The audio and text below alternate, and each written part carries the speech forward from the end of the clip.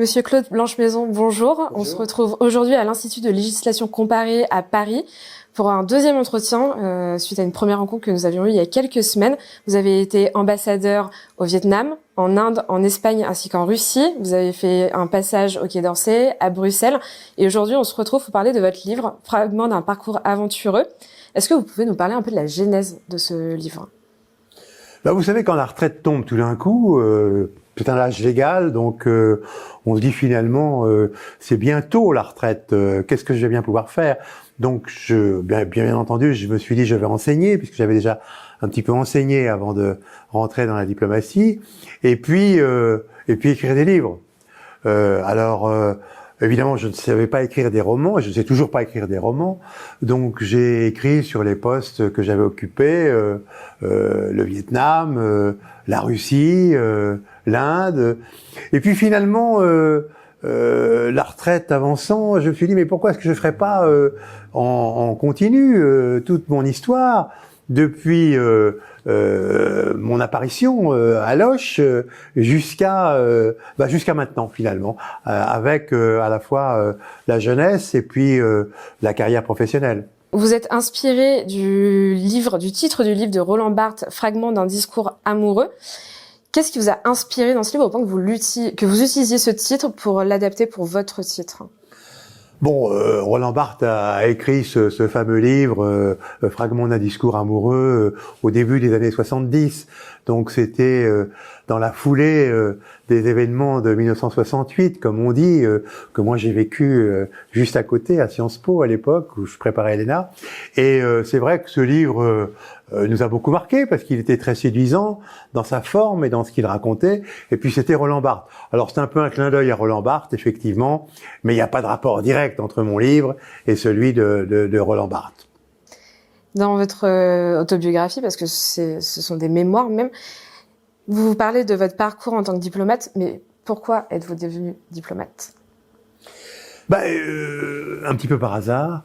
Moi, j'ai passé toute mon enfance en Touraine, et dans le fond, pour répondre à votre question, j'ai envie de rendre hommage au système républicain. J'ai passé toute ma scolarité secondaire au lycée Descartes à Tours, et ce lycée avait aussi des classes préparatoires aux grandes écoles. J'y ai préparé le concours d'entrée à HEC, donc aux écoles de commerce, et j'ai été reçu, qui n'était pas franchement habituel, la première année de préparation, puisqu'à l'époque il n'y avait pas 2 années de préparation, mais une seule, que en principe on redoublait, parce que le programme était un petit peu trop conséquent. Et j'ai été reçu, et donc là encore le système des concours m'a propulsé à Paris, où j'ai fait HEC, puisque c'était toujours boulevard Malesherbes à l'époque, ça n'était pas encore décentralisé à Jouy-en-Josas. Donc pour moi, c'était la découverte de Paris aussi en même temps. De Paris, des cinémas, du quartier latin. Et puis, parallèlement à HEC, j'ai entrepris une licence en droit, qui me permettait aussi d'aller au moins 2 fois par semaine faire des travaux dirigés de droit public, d'économie à la faculté d'Assas, rue d'Assas. Et puis, de fil en aiguille, je me suis dit, mais pourquoi est-ce que je préparerais pas l'ENA ? Et ça impliquait naturellement, après HEC, de venir en 2e année de Sciences Po, puisqu'il y avait un accès direct en 2e année de Sciences Po, moyennant un entretien. Et je suis donc arrivé à Sciences Po pour préparer l'ENA. Et sur ce, les événements de 68, la création de l'université Paris-Dauphine, où un de mes professeurs à HEC dirigeait le nouveau département de microéconomie et recrutait des assistants.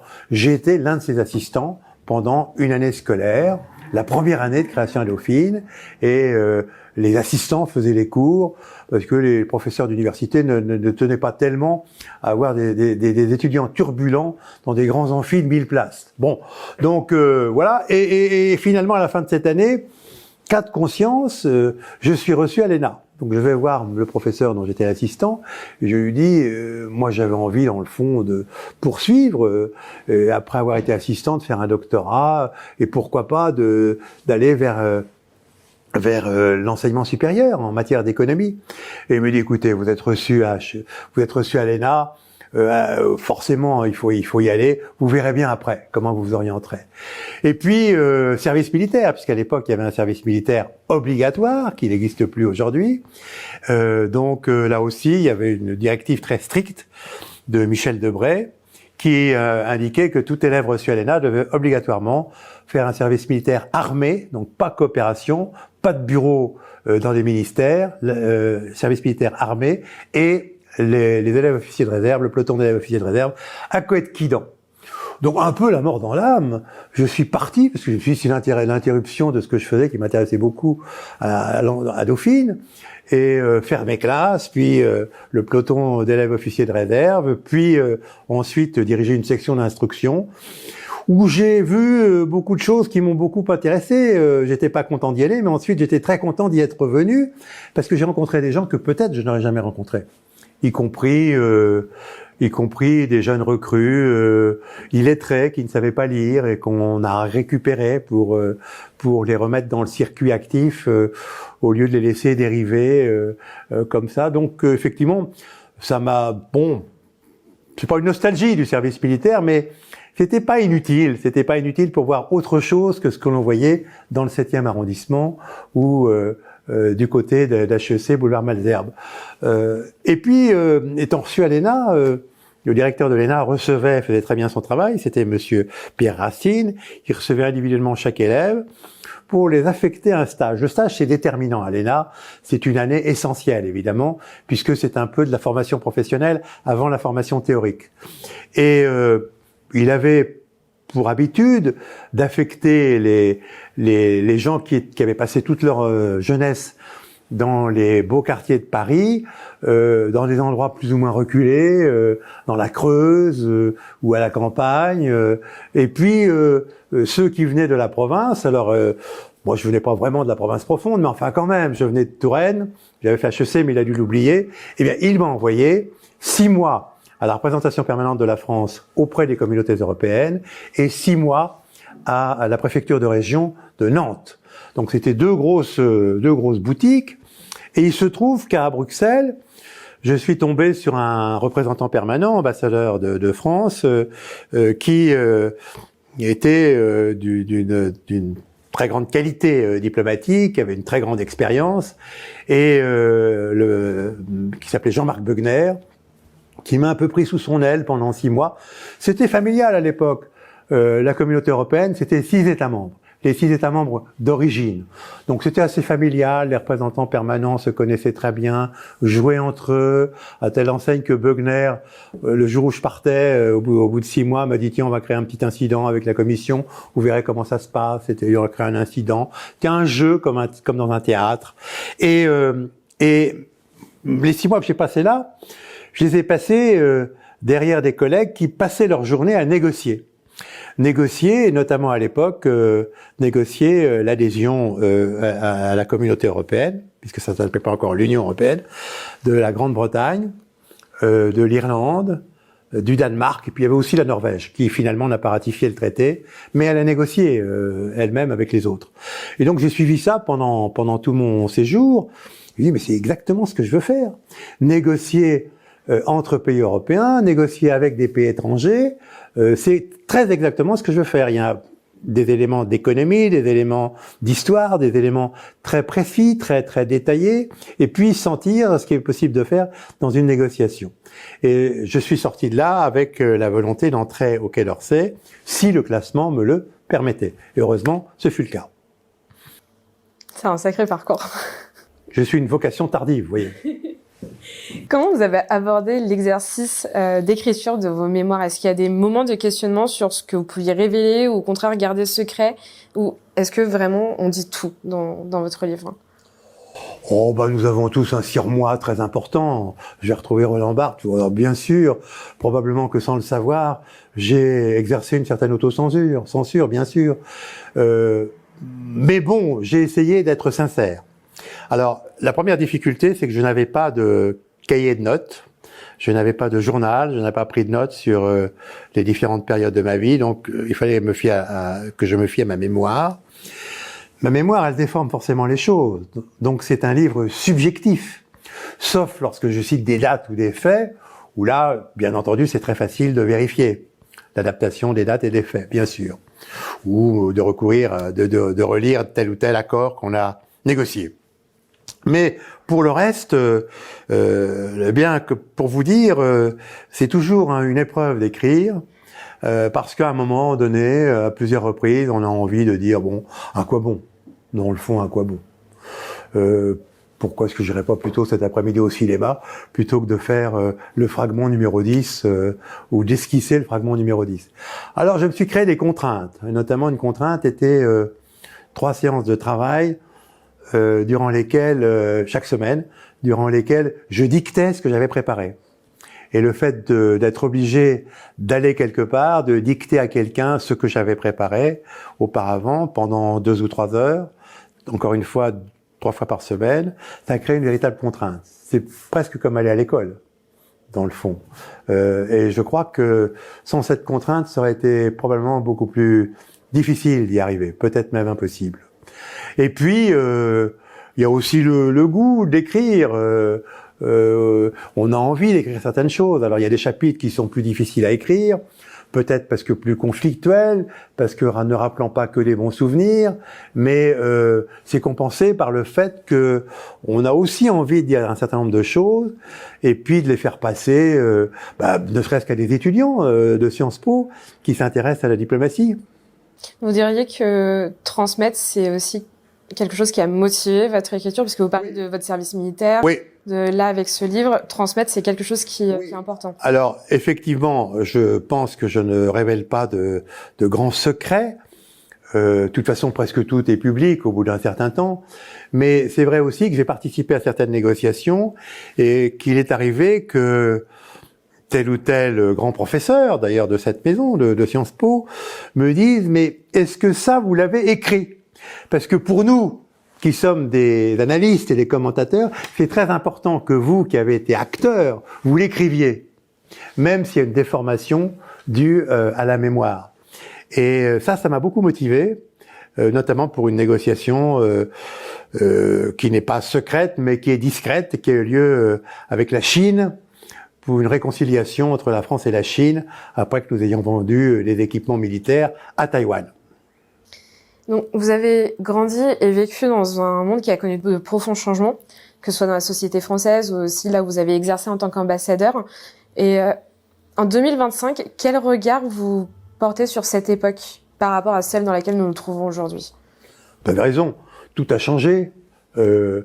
HEC n'est plus Boulevard Malesherbes, c'est adjoint Josas. Le service militaire n'existe plus. Et les militaires veulent surtout pas qu'on en parle. C'est un sujet tabou, je l'ai constaté. Et puis, l'ENA a été complètement transformée. La marque ENA n'existe plus. C'est un petit peu dommage parce qu'à l'étranger, on y attachait beaucoup d'importance. Alors maintenant, c'est l'Institut national de la fonction publique qui produit donc des administrateurs d'État, mais pour tous les ministères, plus pour quelques autres administrations. Donc ça aussi, ça a changé, ça a disparu. Et en effet, le monde, par ailleurs, a énormément évolué. Alors ce qui est frappant, c'est que l'Union européenne que j'ai connue à l'époque de la Communauté européenne à 6, évidemment, s'est complètement transformée, mais elle a survécu. Et elle a survécu à travers beaucoup de vicissitudes. Et je crois qu'elle a survécu parce que c'est une bonne idée, c'est une idée nécessaire. Et que sa nécessité aujourd'hui encore, où elle est contestée parfois, fait que elle survivra. Sous une forme ou sous une autre, avec beaucoup de pragmatisme.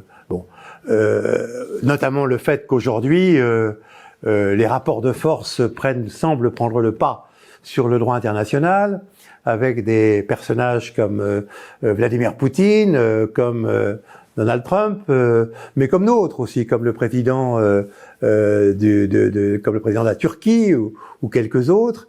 Eh bien, je pense que dans ces circonstances difficiles, l'idée européenne va s'adapter sous une forme à géométrie variable.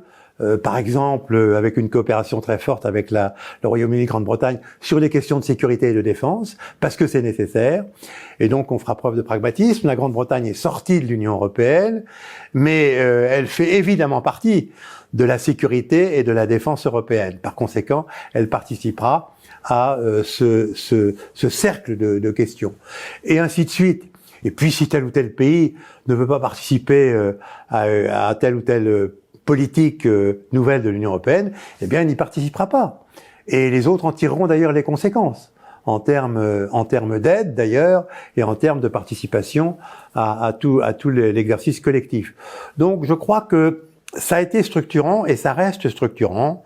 Heureusement, encore une fois, qu'il existe une Union européenne aujourd'hui, avec les coups de boutoir que donne le président russe Vladimir Poutine, et sous une autre forme, le recours à des mesures coercitives auxquelles recourt Donald Trump pour obtenir des avantages au bénéfice des États-Unis. Par exemple, d'appliquer des droits de douane totalement prohibitifs, de manière à obliger les partenaires à s'asseoir et à négocier. Ça a un petit côté Cro-Magnon, c'est-à-dire c'est la diplomatie de la massue, on donne un coup de massue, puis après on dit gentiment, écoutez, asseyez-vous, maintenant on va discuter. Alors c'est très très différent effectivement de ce qu'on a connu, qui était moulé dans des organisations multilatérales, avec l'idée de respecter le droit international. Bien sûr, il ne faut pas être naïf, toute négociation, si elle doit réussir, tient compte des rapports de force. Mais on ne met pas en avant des rapports de force à l'état pur. Ça veut dire que on respecte les formes, qui sont les formes du droit international, qui sont les formes aussi des pratiques diplomatiques. Parliez justement des débuts de l'Europe. Est-ce que, en tant qu'ancien diplomate, qu'est-ce qui reste selon vous de la diplomatie il y a 50, 60 ans, alors qu'on était en pleine guerre froide, qu'on était au balbutiement de l'Europe telle qu'on la connaît aujourd'hui? Qu'est-ce qui reste de cette diplomatie sur les rapports qu'entretiennent les États entre eux aujourd'hui? Écoutez, beaucoup de choses. La preuve, c'est que les régimes autoritaires veulent détruire l'Europe. Ça prouve que c'est peut-être une arme absolue, l'Europe, parce qu'elle véhicule un certain nombre de valeurs, un certain nombre de pratiques qui sont insupportables pour un régime autoritaire. C'est un hommage qui nous est rendu par les régimes autoritaires. Alors c'est pour ça qu'il faut défendre un peu cet acquis. C'est peut-être l'acquis communautaire principal. C'est pas les dizaines de milliers de pages de règlements juridiques. C'est cet état d'esprit, cette forme de société qui est précisément insupportable à Monsieur Poutine, peut-être même au vice-président des États-Unis d'Amérique, Monsieur Vance. C'est un message que vous essayez de faire passer dans votre livre, justement. Ce récit de votre carrière sur cette fonction de diplomate, est-ce que c'est un message que vous essayez de faire passer par justement une nouvelle génération qui arrive? Oui. Pour vous répondre de façon un peu abrupte, je ne regrette absolument rien de ce que j'ai fait, mais j'ai aussi eu beaucoup de chance puisque je me suis trouvé dans des postes assez sensibles et dans des pays où il se passait des choses. Si vous voulez, on m'a envoyé quand j'étais relativement jeune comme chargé d'affaires en Afrique du Sud pour prendre une posture délibérément anti-apartheid, à un moment où les pays occidentaux disaient bon, très bien sûr nous sommes contre l'apartheid, mais il faut faire attention parce que il y a des soldats cubains au Mozambique, il y a des soldats cubains en Angola, et finalement le régime de l'apartheid nous dit qu'il défend les valeurs occidentales. C'est pas vrai, il défendait pas les valeurs occidentales, mais évidemment il y avait une modération des Américains et d'autres pays européens. À ce moment-là, on a pris une position, la France a pris une position ouvertement et carrément anti-apartheid, que j'étais chargé d'incarner, sans me faire expulser, qui était un petit peu difficile, parce que ce que je faisais agaçait beaucoup le gouvernement de Pretoria, parce que j'allais me promener dans les townships noirs, parce que j'allais dans des cérémonies religieuses, dans les églises réservées aux Noirs, parce que j'allais dans les universités réservées aux Noirs, et parce que aussi on a à cette époque-là, j'ai aidé quelques médecins du monde, par exemple, à aller travailler dans les townships de couleur, ce qui provoquait naturellement des réactions très très violentes du gouvernement blanc. Mais nous avions aussi à préparer l'avenir, parce que tout le monde savait que l'apartheid disparaîtrait à un moment ou à un autre, on savait pas quand. On savait pas combien de temps ça allait durer. Et effectivement, on avait aussi des intérêts à défendre vis-à-vis de ce que serait l'Afrique du Sud arc-en-ciel, celle de Mandela. Et dans ce livre, dans ce parcours aventureux de plus de 500 pages, est-ce qu'il y a un souvenir en particulier, un événement qui gardera une trace impérissable dans votre mémoire? Bah, écoutez, je vais me réfugier derrière l'avis d'un expert reconnu qui a lu mon livre la semaine dernière et qui me dit quand même, le Vietnam, ça semble vous avoir fait particulièrement vibrer. C'est l'expression qu'il a utilisée dans un article qu'il a publié. Et en réalité, il a raison. Pourquoi est-ce que le Vietnam, c'était particulier pour moi? Un, parce que c'est la première fois que j'étais ambassadeur. Deux, parce que c'était à 12 000 kilomètres de Paris. Trois, parce qu'à l'époque, les moyens de communication n'étaient pas ce qu'ils sont actuellement, notamment Internet, etc. Ça n'existait pas. Et donc, j'avais une assez grande liberté de manœuvre. J'avais des directives politiques. La directive politique que m'avait donnée le gouvernement, c'était bon, on tourne la page par rapport à la colonisation et on essaie d'établir des relations de coopération avec le Vietnam sur un pied d'égalité. Il se trouve que ça tombait bien puisque le Vietnam venait de décider de passer de l'économie planifiée à la soviétique, ancien modèle, à une économie de marché, naturellement aux caractéristiques vietnamiennes, comme on dit aussi en Chine, aux caractéristiques chinoises. Et pour cela, ils avaient besoin d'une coopération avec un pays comme la France, qui pourrait leur dire comment on fait un code de commerce, parce que pour une économie de marché, c'est pas uniquement faire du business au coin de la rue, ça les Vietnamiens savent très bien faire, c'est aussi avoir des cadres juridiques pour que ça existe, c'est aussi avoir un État qui fonctionne, avec un trésor public qui fonctionne, qui n'existait pas à l'époque quand je suis arrivé au Vietnam, avec des finances publiques qui ressemblent à des finances publiques d'un pays développé, et puis aussi former les jeunes, y compris horreur, en inviter quelques-uns à venir à l'ENA se former. Ce qui leur plaisait beaucoup parce qu'effectivement ça ressemblait un petit peu à un système centralisé qui était leur système de pouvoir. Certains sont venus et ont eu un grand succès d'ailleurs dans leurs études supérieures, que ce soit à Polytechnique, que ce soit à l'ENA, que ce soit dans d'autres écoles. Donc ça, ma réponse est claire, ça sera le Vietnam à cause des circonstances de l'époque et à cause du fait que c'était le premier poste où j'avais des grosses responsabilités, en ayant une grande marge de manœuvre, un objectif clair, un objectif politique, mais une marge de manœuvre importante.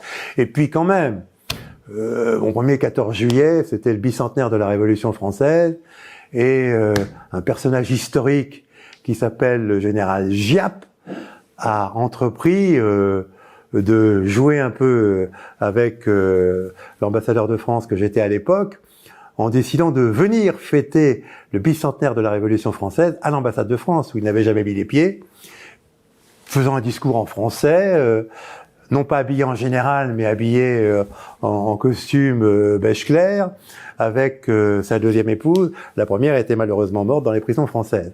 Donc effectivement, c'était très particulier. Et ça a fonctionné. Ça s'est terminé par une visite du président de la République française en février 93, la première visite à Hanoï d'un chef de l'État occidental, il n'y en avait jamais eu avant. Et puis à l'époque coloniale, c'était trop compliqué, c'était trop loin, il n'y avait pas de visite non plus de ce niveau. Et donc, moi j'avais rempli mon mandat en tout cas. Tout au long de votre carrière, quelle rencontre vous a le plus marqué sur ces grands personnages que vous avez côtoyés, qui ont fait quand même le monde, justement, à la fin du XXe siècle? Quelle est la rencontre qui vous a le plus marqué? C'est difficile, si vous voulez, parce que professionnellement, certains ministres des Affaires étrangères, si vous voulez, même s'ils sont contestés sur le plan personnel, certains ministres des Affaires étrangères, comme Roland Dumas, m'ont marqué par leur capacité à négocier. Mais on pourrait aussi en citer évidemment d'autres, comme Dominique de Villepin ou comme d'autres, si vous voulez. Bon, bien sûr. Les présidents de la République, effectivement, moi j'en ai surtout connu deux, Mitterrand et Chirac, donc un de gauche et un de droite. Et c'est vrai que je n'ai jamais voulu m'engager dans la politique politicienne française, que je considérais qu'on pouvait faire ce métier sans avoir une étiquette politique à Paris. Et que, en effet, et Chirac et Mitterrand avant lui avaient ce souci d'une politique étrangère marquée correspondant aux intérêts de la France.